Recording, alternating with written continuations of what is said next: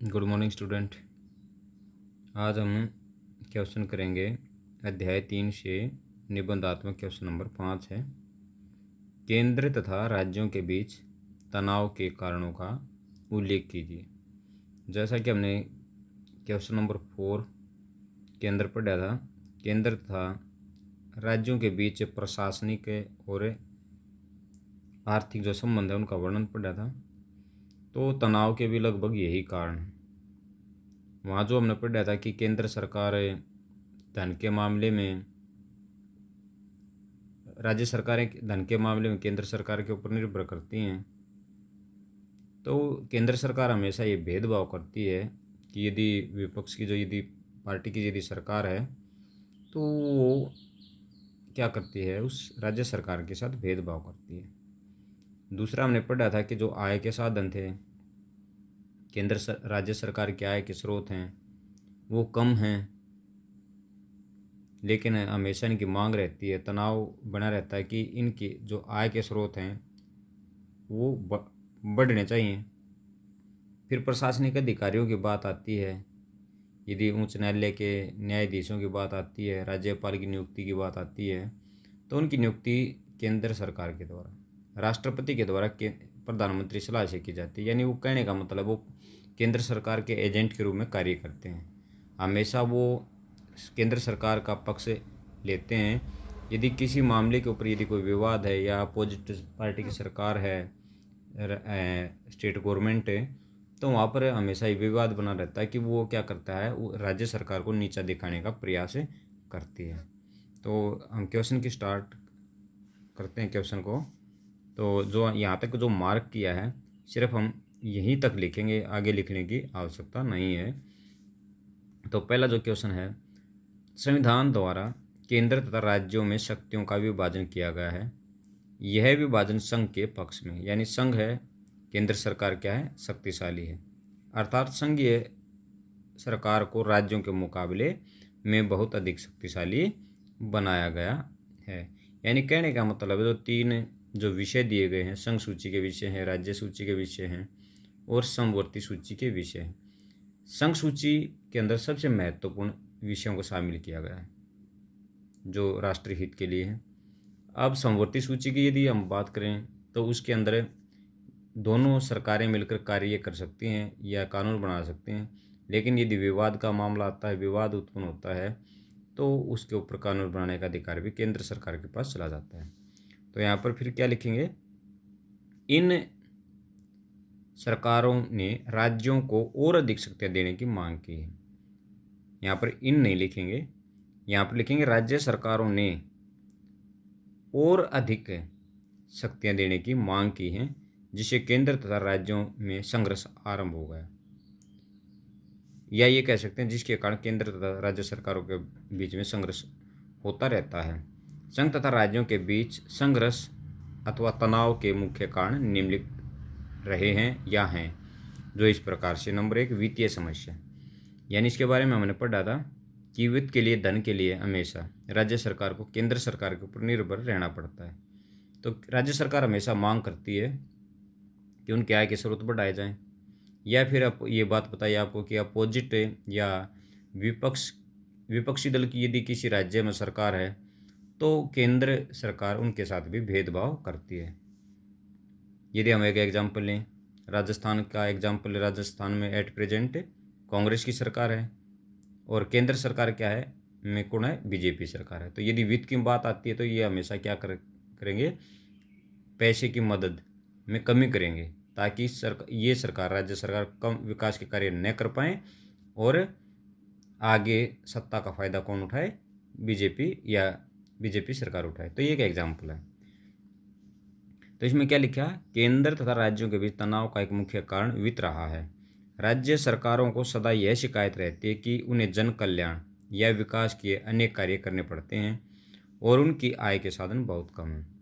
इस कारण से उन्हें केंद्र द्वारा दी जाने वाली वित्तीय सहायता पर निर्भर रहना पड़ता है। केंद्र राज्यों को सहायता देते समय राज्यों में विरोधी दलों की सरकारों के साथ पक्षपात करता है। अतः अधिकतर राज्यों की यह मांग रहती है कि उनकी आय के साधनों में वृद्धि की जाए। पक्षपात का मतलब यानी क्या होता है, भेदभाव, जो आपको अभी समझाया गया है। अब राज्यपाल की भूमिका, राज्यपाल की नियुक्ति कौन करता है? राष्ट्रपति करता है, प्रधानमंत्री सलाह से करता है। तो यानी यहाँ पर यह भी कहा जा सकता है कि राष्ट्रपति तो सिर्फ नाम मात्र का, उसकी नियुक्ति कौन करता है? प्रधानमंत्री करता है। तो किसके लिए काम करेगा? करता है केंद्र सरकार के लिए या प्रधानमंत्री के लिए, या प्रधानमंत्री के एजेंट के रूप में कार्य करेगा। तो हमेशा वो भी क्या करेगा? राज्य सरकार को नीचा दिखाने का प्रयास करेगा। तो इसकी भूमिका के बारे में, राज्यपाल की जो भूमिका है उसके बारे में भी हमेशा राज्य सरकारों के बीच में विवाद रहता है। तो क्या कहता है ये? केंद्र तथा राज्यों के बीच तनाव का एक बहुत बड़ा कारण यह है कि राज्यपाल की नियुक्ति राष्ट्रपति के द्वारा की जाती है और वह अपने कार्यों के लिए राष्ट्रपति के प्रति उत्तरदायी होता है। राष्ट्रपति राज्यपाल को पद से हटाने की भी शक्ति रखता है। राज्यपाल राष्ट्रपति के एजेंट के रूप में कार्य करता है। यहाँ तक लिख देंगे।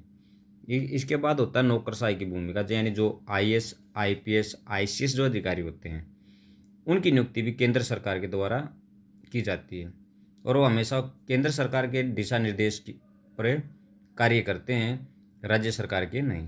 राज्य सरकार यदि वो चाहे भी तो सिर्फ राज्य सरकार क्या कर सकती है? उनका ट्रांसफ़र कर सकती है, उनको पद से या उनके ऊपर अनुशासनात्मक कार्रवाई नहीं कर सकती।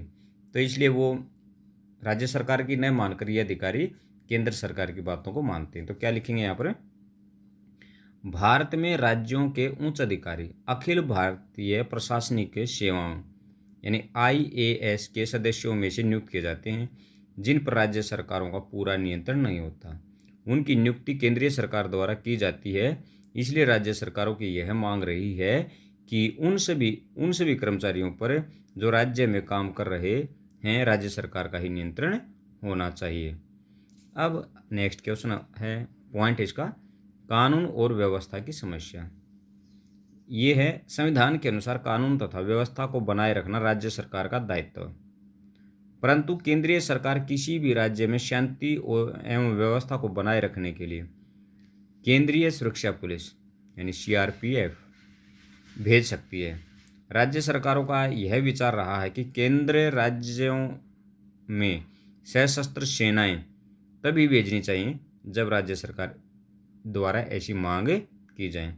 यानी वो क्या करती, केंद्र सरकार अपनी पावर को दिखाने के लिए या राज्य सरकार को नीचा दिखाने के लिए कि एक फॉर एग्जांपल ये बात तो पहले भी हो चुकी है कि कब वो उसको नीचा दिखाने का प्रयास करती हैं, जब अपोजिट पार्टी की सरकार हो, तो तब वो ये दिखाना चाहती है कि ये सरकार है, ये पार्टी है, इसकी सरकार है, वो क्या है, अप्रभावकारी है, यानी वो कार्य करने में सक्षम नहीं है।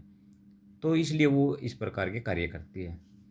अब कालीन प्रावधान।